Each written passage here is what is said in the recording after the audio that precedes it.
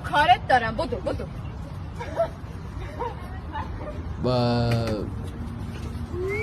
نه بابا از این ویدیوها میگرفتن موقع.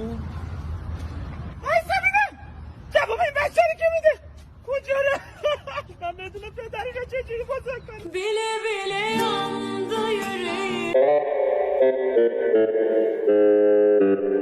دوستان میگم سطح طنزش مال 10 سال بعد از خودشه. آره ما 10 سال دیگه متوجه میشیم که این چه سطح طنزی داشته. اصلا دیگه جدا مثلا یه همچین محتوای اون موقع خیلی خفن به نظر میرسید ناموسن. بعد ویدیوها ماشاءالله تمام نمیشه. بیا آبجی خنده او عیسی مسیح. این اصلا از اینجا شروع میشه عیسی مسیح، نه از اینجا به بالا بدیو.